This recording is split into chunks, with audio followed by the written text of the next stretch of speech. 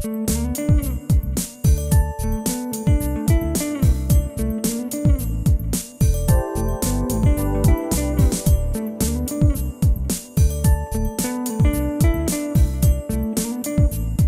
me start off by saying thank you to the Dayton Metro Library and their staff here for being so accommodating. They've hosted these now four or five forums around the county so far. We were in New Lebanon last night at the New Lebanon branch, and we've been to Vandalia and Kettering, and so a number of branches around, and we still have more to go. We still have others to go, so we appreciate that. I'm not sure Mr. Heck would be appreciative of being associated with this. I'm not sure, but I was in a golf outing several years ago, and we have hole sponsors, and one of the holes was sponsored by Paul Gruner, who is the county engineer, and it said the sign said Paul Gruner, County Auditor. So we've never let each other forget that. But anyway, thank you for being here this evening, and we appreciate those of you who took some time to come out. This is an important topic in our community, and it's a lot of, every time we do an update, we update property values in the county. We always have a lot of questions and concerns, and this year is no different, and so we want to try to clear up some of that and provide you with some information about what this is all about and answer any questions you might have. We also want to thank our partners, our friends from DATV who are recording tonight's forum and for some broadcast over public television, their public access television later on. So we thank them for being here this evening too. So every county auditor in the state is required to update property values. That's one of our responsibilities of the county auditor. We serve as the chief assessor for taxing purposes, and so we all are required to reassess property for taxing purpose once every 6 years and do a countywide reappraisal, and then midway through that 6-year cycle we're required to do a market update. So the last time we did a reappraisal, a countywide reappraisal, was in 2020. So this is 2023, that's 3 years, so that's midway through the cycle. We'll be doing a complete revaluation in 2026. Now we're not all on the same schedule. I know you can't see this, but the reason for the blue and the blue arrow, that's the group that Montgomery County is in for this year, along with Ashland County, Ashtabula, Fulton, Claremont, Butler. Greene County to our east is in the same cycle as we are, but you can see that different counties have different cycles. Again, we're all required to do these updates, but we don't all do it at the same time. So this is the midpoint. This is what we call a market update. So it's midway through the reappraisal cycle. We refer to it as a triennial update. And we use the market when we say we're doing updating values based on market.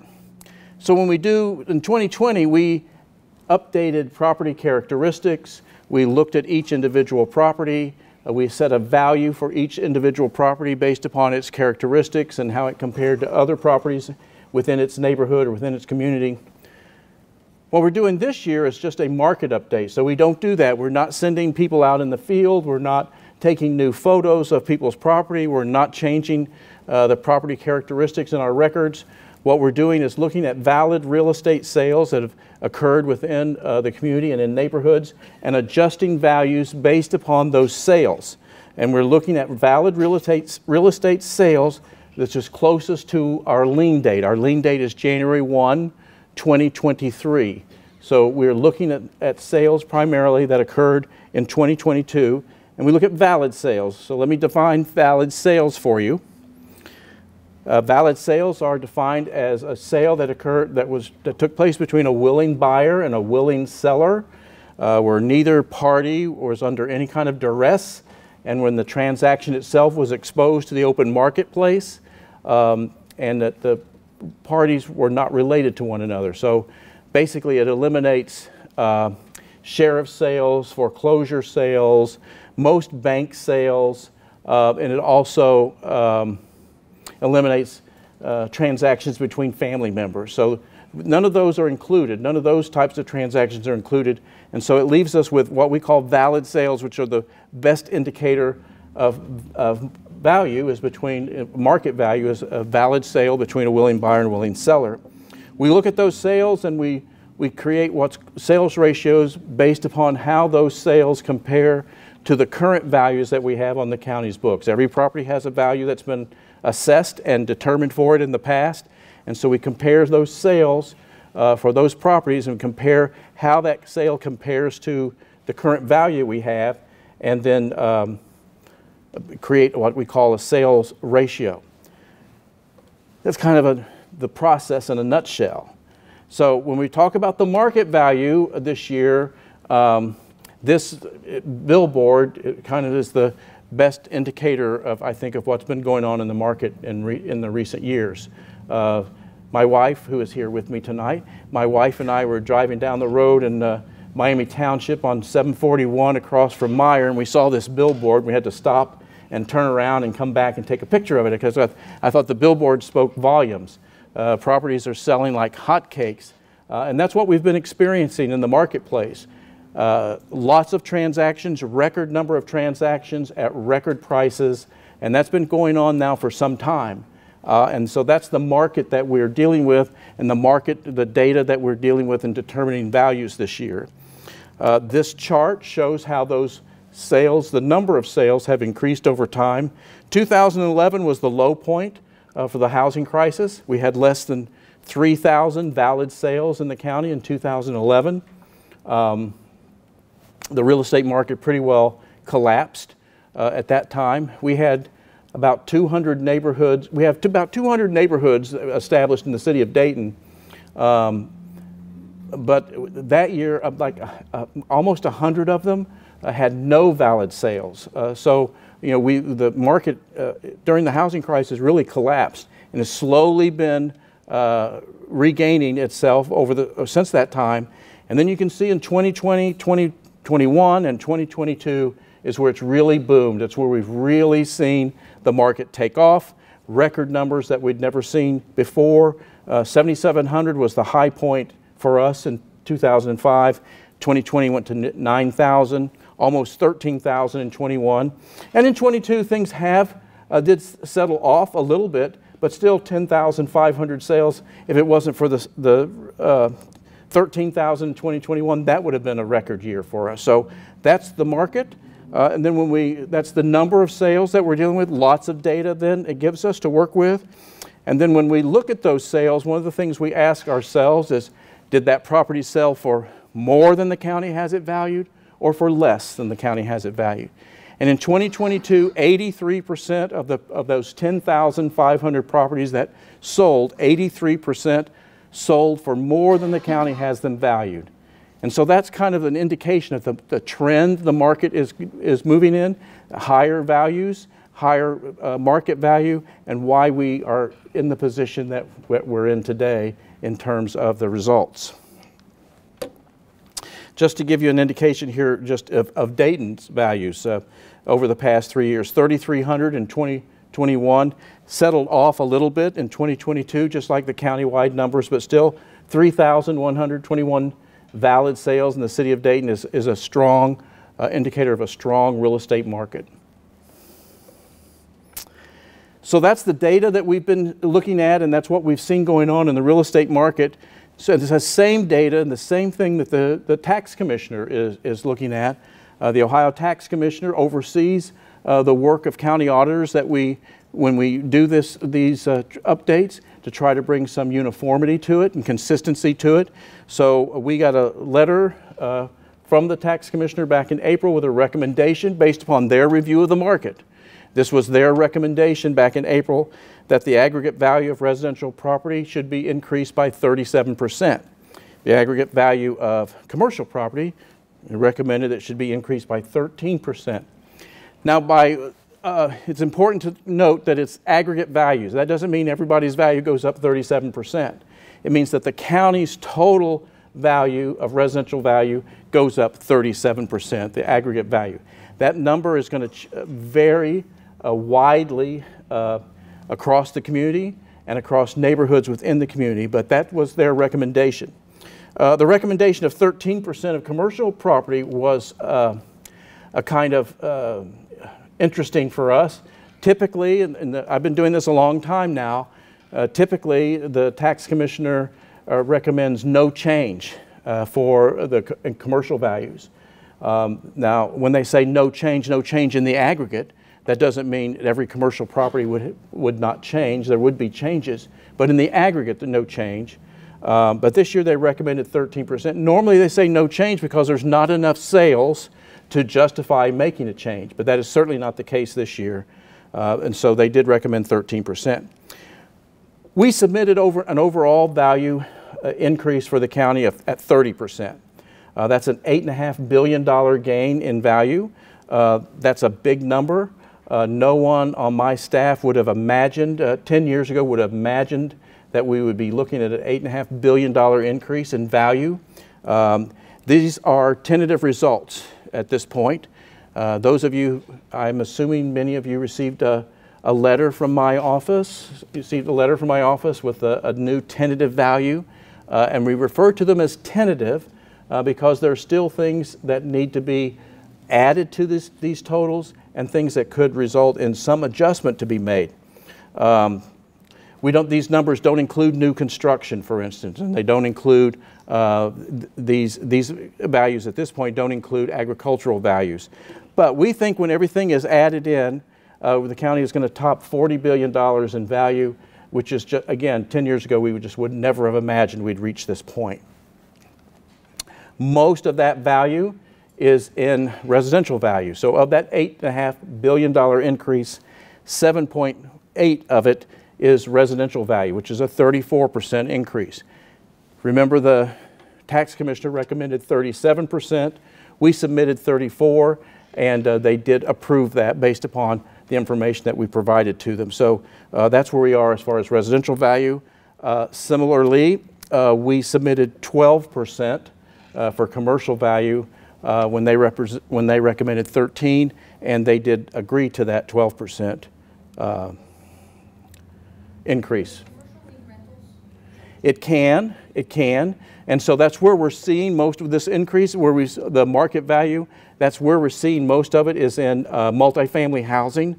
So any house or any property that has 4 rental units or more is considered commercial property. So if it has less than that, it's still residential. But 4 or more is considered commercial. And so that's where we're seeing most of the commercial growth is in multifamily housing and apartment buildings, and that's where we're seeing most of it. What this all means in terms of value across the county, almost 100%, almost every property in the county will see some increase in its value, which is, again, unheard of. In 2017, we were at 60%, 2020, 70%. Now here in 2023, 96% of the properties in the county will see some increase in its value, and the amount of that increase is going to vary widely. Again, it depends upon the market in your particular neighborhood and how what kind of sales activity was in your neighborhood would justify making a change. There are some properties in the county that will see their value go down, again, based upon the market within their neighborhood, but not many. This graphic, and I know you can't see too much of it across, but what it does, it identifies every municipality in the county, every city, village, township in the county, and again, it indicates the aggregate value increase, residential value increase within that jurisdiction. It kind of just shows you what kind of variance it is across the county. So we're at a low point is Jefferson Township. We saw a 17% increase in its value. The high is Perry Township at 48%. And then Dayton is at 29%. The average increase across these communities is 36%. But you can see it just varies widely, again, based upon the market activity that's occurred within those communities. Most of the growth that we're seeing, so of that $8.5 billion increase in value, most of that is in the southern suburbs, more than half of it. So, what would that be? 4.6 billion or something like that would be in these southern suburbs. And so we're talking about Centerville, Washington Townships, Kettering, Miamisburg, Miami Township, and those southern suburbs is where we're seeing most of the growth, which when you stop and think about it, well, that sounds about right. That's where we're seeing most of the real estate activity. Most of the sales have occurred in those southern suburbs, and the price points in those southern suburbs have driven the values up down in those areas. Dayton falls into the urban core category, which is Dayton, Harrison Township, Trotwood, Jefferson Township, and Riverside is what we consider the urban core, just for the purposes of demonstrating where we're seeing the growth.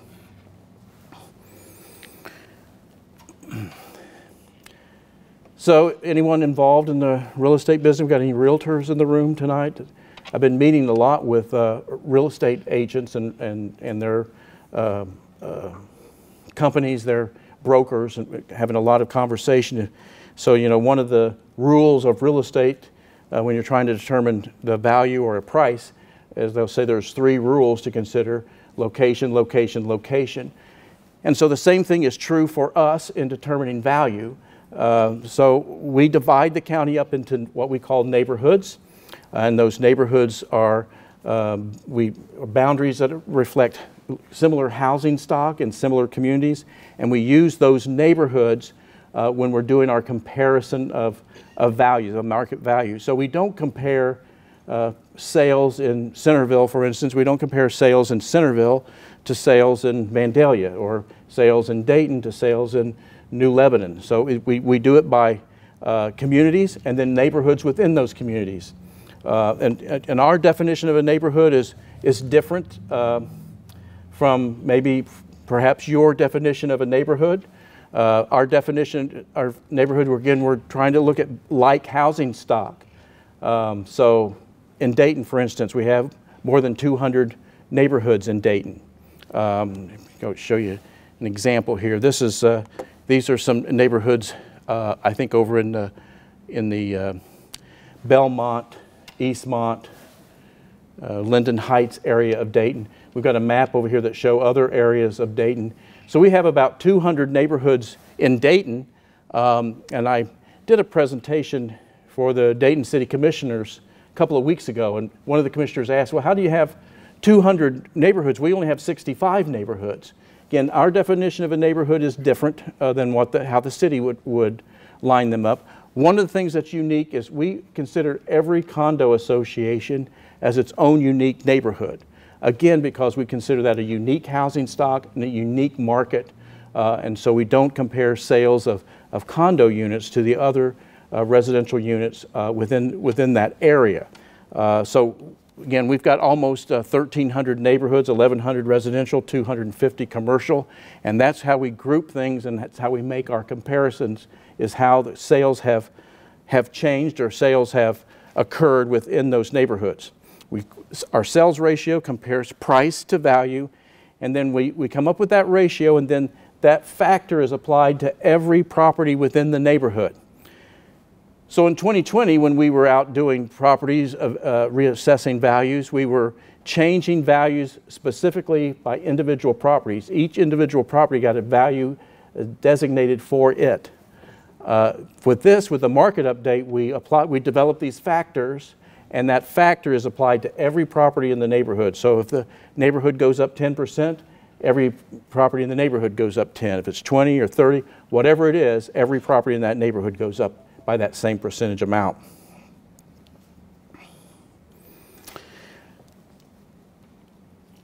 Anybody involved in the CAUV program? Familiar with the CAUV program? I just want to take a couple of minutes just to talk about the CAUV program. CAUV stands for Current Agricultural Use Value. It's a program that began in 1972. It provides a tax break for those properties that are engaged in commercial agriculture. It's there to encourage the continuation of farms and the agricultural industry in Ohio. Again, it started in '72. and it reduces the value of property that's being used for this purpose, used for agriculture, by a significant amount. So property that's in the CAUV program is not appraised at its market value. It's appraised at its income value. What kind of income can it produce in the agricultural industry? And it's done that by soil type, and so it's a little bit different situation. We don't determine those, and so I'll talk a little bit more about that. But there's about 3,300 parcels that are in the program. 104,000 acres in Montgomery County. Is about a third of the county is involved in that program.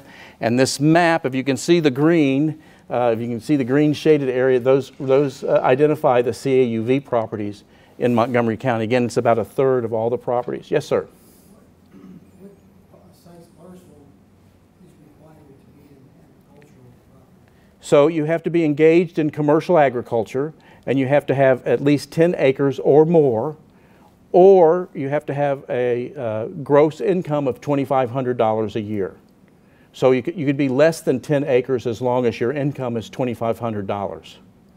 So the production and the price of agriculture and the yields of agricultural land has grown phenomenally in the last several years.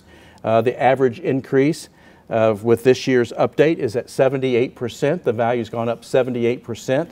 It still represents a 58% reduction in the market value of those properties. So if they weren't in the CAUV program, the market value of their property would be almost 60% higher. So there's still a significant savings, even though they're seeing a large increase. And it's due to increases in the crop prices primarily. What they use in the formula are the crop prices that have been determined for corn, soybeans, and wheat. So it doesn't matter if you raise cattle or if you grow pumpkins. Your land is being determined, its value is being determined about the value of the price of corn, soybeans, and wheat, and what you could make off that. Again, this is a formula that's used. It's calculated by the Ohio Department of Taxation. They've tweaked this formula a number of times over the years, and they work with the Farm Bureau and professional farmers to come up with this formula. It works on a 7-year average. So they average these things out over a 7-year period. They throw out the low and they throw out the high, and that's how they come to the conclusion they have. So they use this formula to determine the value, and then they send that information down to the county auditor, and then the auditor's office is responsible for telling farmers that their value is going up 78%. I can't change it. I didn't do it. We can't adjust it because it's been set by that formula. But I think it's important part of this puzzle overall. Now, as I said earlier, everybody does this, every county does this, but not all are on the same cycle. But we are not alone. Those of us who are doing these updates this year are seeing similar results across the state. This was a story that was in the Dayton Daily News a couple of weeks ago. Property values surging in Greene County. They're on the same cycle as we are. You can see David Graham, the Greene County auditor, value increases like we've never seen before. Actually, I saw David Graham on the TV news last night talking about the values increases in Greene County. So we are not alone. In fact, this is some of the results, some of the other counties around the state of what they're seeing. Darke County up in Greenville, 28% increase. Delaware, which is north of Columbus, 33. Franklin, which is the Columbus. Columbus is the county seat for Franklin County. It's at 41%. Greene at 29. Hamilton County, Cincinnati at 33. We're at 34. Again, these are just some examples, but what we're hearing from across the state is all pretty well either in the high 20s, low 30s, and a couple up in the 40s, mid 30s. That's what we're all seeing everywhere across the state. So we're not alone in this, and the market's not alone. It's not just here in Dayton, it's all over the state. Quite frankly, it's all over the country. Let me talk about taxes, because that's the question that most people want to know about, is how this is all, it's all well and good that our values are going up by a certain percentage and the market is forcing values to go up, but how does this impact our tax bill, or how will this impact our tax bill? This was a story, again, it was in the Dayton Daily News recently. 50 plus tax levies on the ballot in November in the 4-county area. So between Montgomery, Miami, Greene, and Warren counties, there's 50 plus tax levies are on the ballot. And so I think it's important to talk about how this year's update will impact both taxes going forward, taxes this year and taxes going forward. So let me start off by saying that make sure that we're all aware that Ohio is what they call an ad valorem tax state, which means property is taxed according to its value. And so within the Ohio Constitution, there is a term called taxable value, and it's designated what the taxes are based upon, and that's statewide. Every property in the state is taxed at the same taxable value, and that number is 35%. That's what's been in the Constitution for 100 years or more, and where that number came from, I don't know, but it's at 35%. What does that mean? It means if you have a $100,000 home, you only pay taxes on 35% of that. So you only pay taxes on, if it's $100,000, you only pay taxes on $35,000. That's how the taxes are computed. It's only assessed on the taxable value. Now, the tax rate, the actual tax rate, is determined by the voters that live in the jurisdiction. We had county auditors several years ago had a professional pollster did a survey, statewide survey, where it asked questions about who determines the tax rate in Ohio, and the most common answer was, I don't know. 30% of the people responded, I don't know. Well, the answer is the voters determine the tax rate. And so I want to talk about that a little bit. It's expressed in terms of millage. So 1 mill means that there's $1 tax assessed for every $1,000 in taxable value, if the voters so determine. So go back to my earlier example, you have a $100,000 home. The taxable value of that home is $35,000, and a 1 mill tax would mean $1 for that $35,000, or 35, and so it would equal $35. 1 mill would equal $35. Now in Ohio, we have what's called inside millage, and it's called inside millage because, again, it is inside the Ohio Constitution. It's been determined in the Ohio Constitution that every property in the state will have 10 mills assessed to it for taxing purpose. So everybody has 10 mills of inside millage. It's unvoted. It's unvoted. We didn't vote for it. It's in the Constitution. So what that means, of that 10 mills, a portion of it goes to the county, and that varies across the state. In Montgomery County, we have 1.7 mills goes to the county. Then a portion of it goes to the city or township where the property is located, and then the rest of it goes to the local school district. None of it goes to the state, none of it goes to Washington. If the rest of it goes to the local school district. So that's the first 10 mills. Everything else that's on your tax bill, everything else that makes up the millage, has been voted by the voters and been added on, whether it be a school levy, a library levy, a township levy, a human service levy. All those things have been voted on and added to the bill. So the average millage rate, and it's going to vary across the county, the average millage rate in Ohio, in Montgomery County, is about 85 mills, between 85 and 90 mills. So 10 mills is the unvoted part, the 10 mill inside millage. The rest of that, the other 80, 90 mills that's added, that has all been voted by the voters, been approved by the voters. Now it's significant to note that, because I'm going to talk about how those voted millage, the taxes on that voted millage doesn't change as a result of this year's update. The update only impacts the first 10 mills on your property. So when we're looking at your taxable value and your value increase, you're only going to pay additional money on the 10 mills that's been assessed to that property.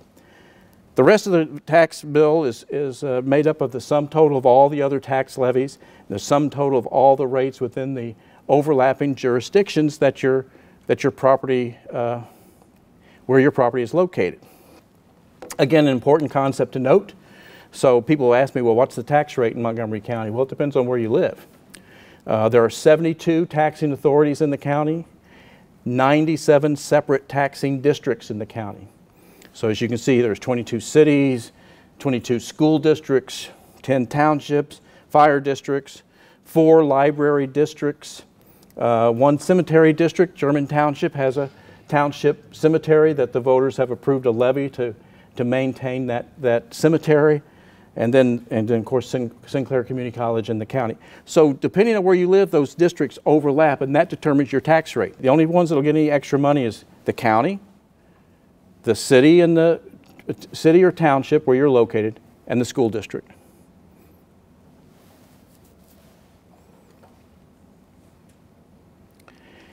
The reason for that is something that's called House Bill 920. This House Bill 920, the reduction factor bill, was enacted in 1976, and it was enacted just to impact the situation that we're looking at today. It creates effective tax rates across the state. So it lowers the effective tax rate as values increase. So it protects property owners from inflationary increases in value and paying extra because of that. So the tax rate for most levies is subject to what they call a reduction factor, and so as values go up, the effective tax rate goes down. Basically, when you vote on a tax levy, what you're doing, you're authorizing the school or city, township, whatever, you're authorizing them 2 things. You're authorizing them to collect a millage amount, and you're authorizing them to collect a set amount of money. And they're not allowed to collect any more than that. So as values go up, the rate comes down, so they continue to collect their same amount of money. So again, just to review, as the values, what House Bill 920 does, as values go up, the effective tax rate comes down, or as values go down, the effective tax rate goes up. Now, you know, that's what happened in 2008, 2011, when we lost, during the housing crisis, during the recession, we lost $3.5 billion in value. And so as those values came down, the tax rate had to be adjusted upward, again, so that the community continued to collect the same amount of money for those jurisdictions. Now, there were caps to it. They were only allowed to collect up to the millage amount that had been approved by the voters, but there were caps to it. So there were caps to it. I'm going to show you an example of a tax bill, and I'm sure from a distance you can't see this, I don't imagine. But this is an example of a tax bill, and I just want to point out a couple of things on the bill. It shows the one circled area on the left there, that shows the gross tax rate. This is for property in Washington Township, Centerville School District. So it shows the gross tax rate over there at 131 mills. So that's the total amount of the tax levies that have been approved, the 10 mills and the other levies that have been voted, 131 mills. It shows the reduction factor that's been applied, and then the bottom number is the effective tax rate. So 131 mills rate has been reduced down to 85.9 as a result of the value increase. And that's typical across the county. Over here, the other circle would be your right. Other circle here, it shows the top line there, shows the appraised value, the market value, the 100% value of the property. It shows that total, and then the value, the number underneath that is the taxable value. That's the 35% amount. So that's what the taxes are being assessed against, that 35% amount and the effective tax rate. Now you have to take the millage rate is per thousand, so you have to take that taxable value and divide it by 1,000. So you don't do 127,450, it would only be 127, right? My wife's the math major. What is it? It would only be 127, is that correct? You take that 127 times that millage rate, and that would be the gross amount that someone would pay for the taxes on this specific property. Well, it starts out at, I'm going to go over here. It starts out at 16,000, and then it gets reduced by the 2.5%. I'm going to talk about some of the credits. It gets reduced by the 2.5%, gets reduced by 10%. He's not on the homestead exemption, so he doesn't get that. So it gets reduced down, and so it ends up being at 9,900. So I want to go back to the tax levies that are on the ballot this November, the 50+ tax levies that are on the ballot. Those levies, the amount that they will generate, have been calculated based upon current values on our books. It's based on the 2022 values. The entities that approached all of the auditors' offices at some time in the year when they wanted to put a levy on the ballot, and they asked what would a certain millage amount, what would that generate based upon the current values on the books. And so that's what people will be voting on in November. Not the new values, not the new values that have been sent out to you, but on the old values. If it's approved by the voters, if these levies are approved by the voters, an adjustment factor, a new effective tax rate will be computed to lower that rate down based upon what the voters approved this year on the old values. This is the bottom line. A 34% increase in value does not mean a 34% increase in taxes. And that's the message that we have to get out. I think, everyone's seen the 37% and the 34%, whatever, 48% in Perry Township, whatever that amount is, that does not equate to an increase in taxes. It doesn't work that way because of these different mechanisms that are involved. So we are estimating that for most people, for most properties in the county, this year's update will result in between a 4 and 6% increase in taxes. Now, that's an average, and that's going to vary. Some will see more, some will see less. It is possible, it's mathematically possible for your value to go up and your taxes to go down. We've seen that happen in 2020. There was a 15% increase countywide in 2020. A third of the properties in Montgomery County saw their taxes go down as a result. So it's just the way the mathematics of this all works when you're dealing with 265,000 properties and a tax base as large as ours is. Now, if you're on CAUV, if you have CAUV property, it's a little bit different because of the larger increase in those values. And also because of some of those properties are located, some of the school district those properties are located, they assess taxes differently than the rest of the county. So because of that, we're estimating that those taxes will result in between an 8 and 18% increase in taxes. Again, but those properties are still being taxed at a rate that is well almost 60% below market. So it's still a big tax break for them. So the next question we often get asked, okay, where's all this money go to? The county's collecting all this money, where's it go to? Then just kind of just, again, make the point that none of it goes to Columbus, none of it goes to Washington. It doesn't go in my pocket. Most of it's going to local school districts. 60% of every tax dollar we collect goes to your local school district. Again, the local school district where the property is located. Another 15% goes to support human services, foster care, children's services, senior services. That's another 15%. So there's between schools and human services, that's 75%, 75 cents of every dollar goes to support those areas. The rest of it gets broken down with townships, cities, libraries. The county's general fund gets 2%. And parks 3%. I get asked often, well, how come Sinclair Community College gets 4%? Well, because they've passed levies, countywide levies, and that is their pro rata share of the tax dollar. So the amount that we're paying here in Montgomery County is just based upon what the voters in Montgomery County have approved and that's been assessed to their properties based on that. Now, it's often controversial about what Sinclair is doing in other counties and what's being paid in those other counties to support Sinclair. I don't even know if they have a levy in Warren County. Do you, Kate? Yeah, Kate's my chief deputy. I don't even know that they have a levy in Warren County that's supporting the school down there. And they get support from the state, they get support from tuition, they get support from, they have other sources of revenue, so they're not solely relying on the taxes that they're collecting here in Montgomery County. Yeah, the Sinclair always sells markets their tax increases because that helps to bring their tuition rates down here in Montgomery County by the amount of the tax levy. Any other questions about the tax distribution? We get a lot of questions about that. I want to talk about some tax reduction programs. The owner occupancy credit, that's one of the things that was on the bill that we looked at, owner occupancy credit. Every property in Montgomery County that is owned and occupied by the owner, it qualifies for a 2.5% reduction in its taxes.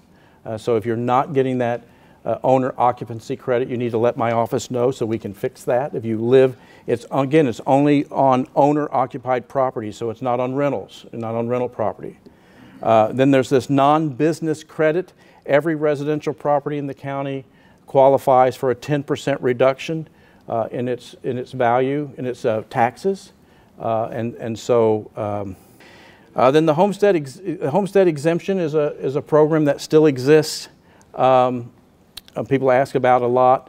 Even though the savings value of that has gone down over the years, it's still there. It's still for on average between $500 and $600 credit in your tax bill. So if you are 65 years of age or older and you can meet the income means test, you qualify for this. Between 2007 and 2013, there was no income test. But since 2013, there is now an income test in order to qualify, and it gets adjusted a little bit every year. I think for this year it was 36.1. Now, we don't know what that inflation number is, but if we want to estimate it at 5%, so that it would increase that 25,000 to 26,250 or something. We just think that's kind of silly, you know, to try to convince people that that's a big change. So it hasn't been changed in 16, 17 years, and we just think it needs to be adjusted higher than that. So we're actively pursuing that. Let me talk real quick about the next steps where we are in the process, and I'm going to talk a little bit about how you prepare for a BOR, or get back to your question earlier. So we've mailed the CAUV notices out, and they just went out last week, so we're getting a lot of comments and feedback from people who farm their land commercially. The informal reviews that we've been doing, they will officially end on September 29th. We were hoping our plan was to cut those off at the end of September. We have officially scheduled all the openings that we had. We were at, a couple of members of my staff and I were down. We use, the appraisal services company we use is a company called Vision Appraisal Services, and so they're the ones that have been conducting these informal reviews. We were in their offices today, which they told me they had officially filled up all of their appointments, and they were wrapping those up, hope to wrap those up by the end of the week, right, the 29th. About 5,000, about 5,300 reviews that they've done since the second week of August is when the notices first went out. The informal reviews are an opportunity for people to sit with to talk to our appraisers. We did them all virtually. They were all done by Zoom or by phone for the most part.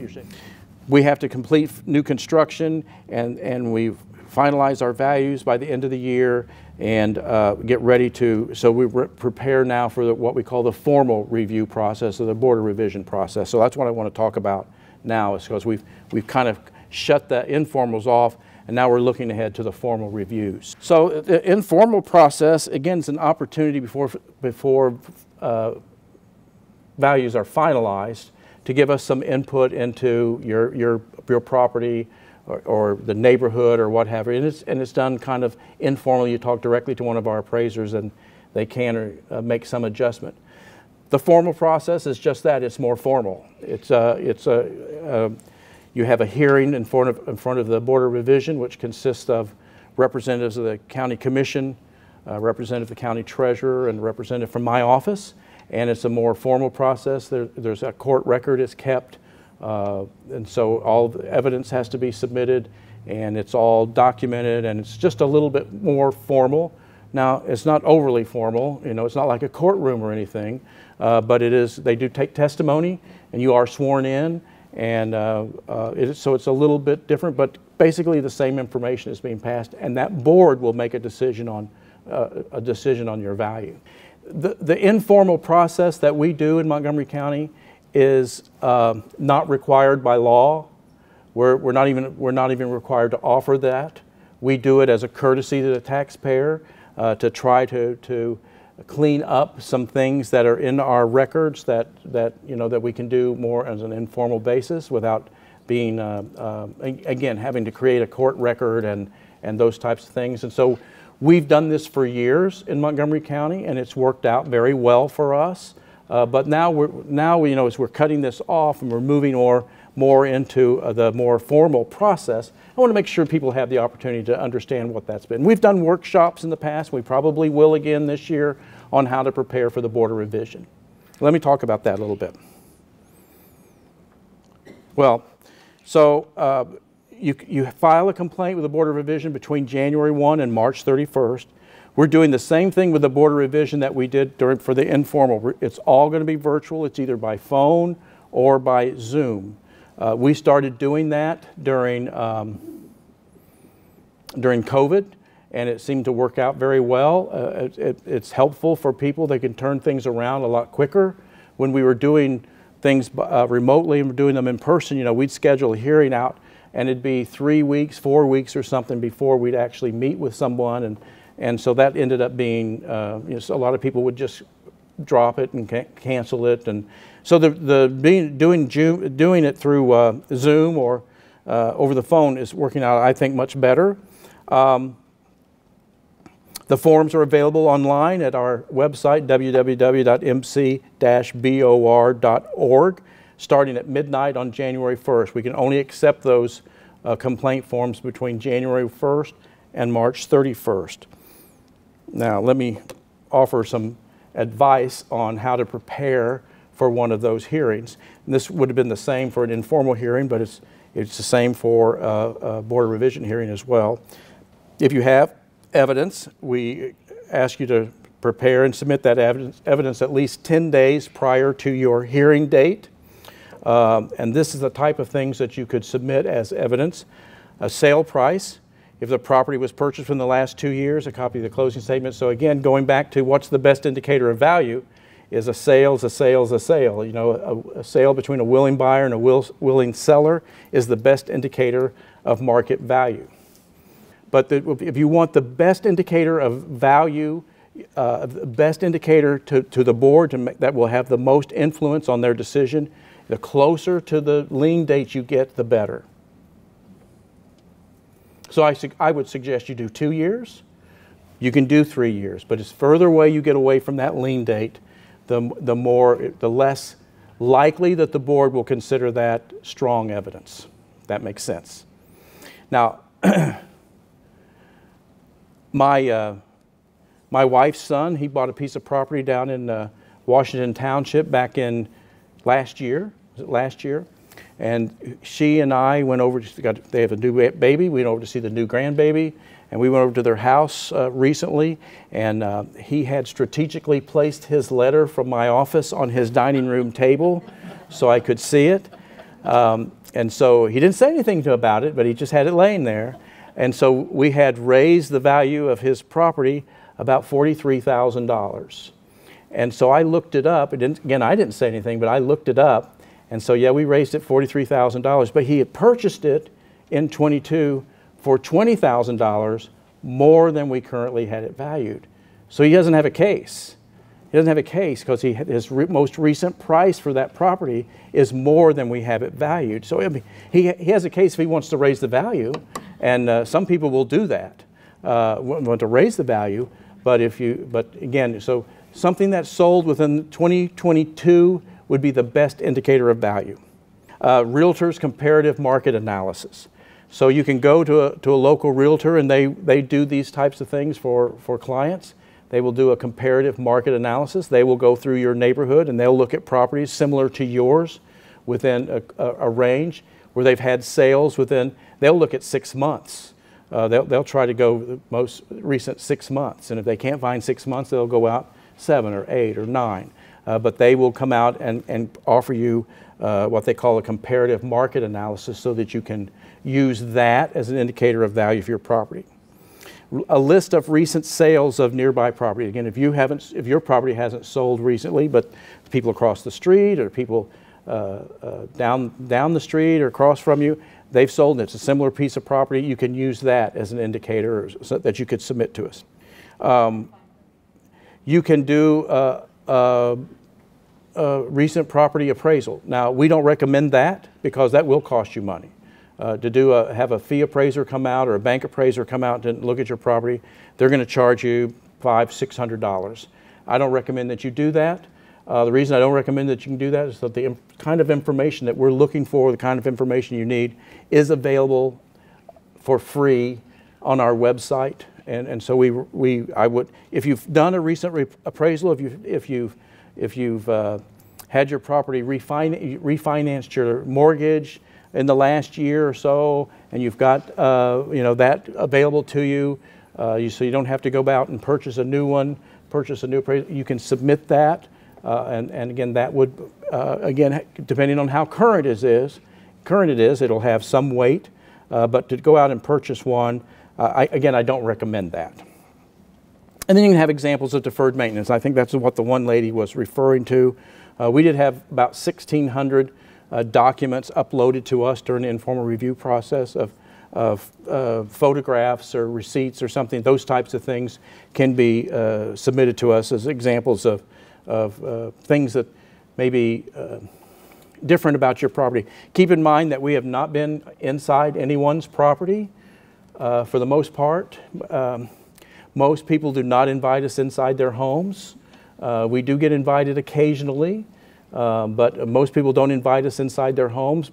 And you can do that if you think it would be helpful for us to see the damage to the property or what have you. There's a lot of people, again, in this market, in this environment, they are saying, well, some of these homes that are selling at these top dollar prices their bathrooms have been upgraded, their kitchens have been upgraded, mine has not. So those are types of things that you can share with us because we don't know that. So you can share that kind of information with us, and that may make a difference.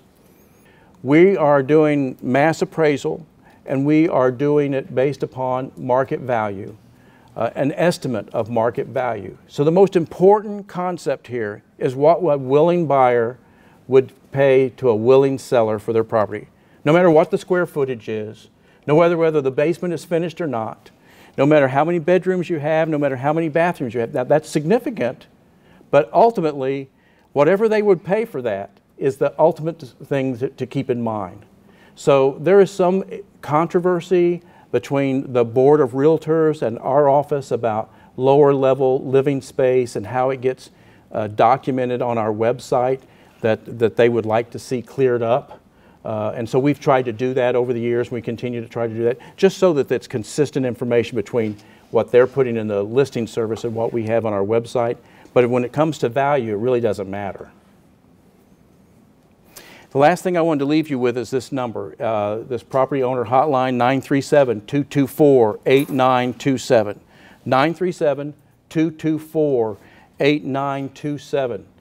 Again, if you have questions, we invite you to call that number. We have 22 active phone lines in the office. If you call that number, you will talk to a live person. You won't talk to a computer. You won't talk to a recording.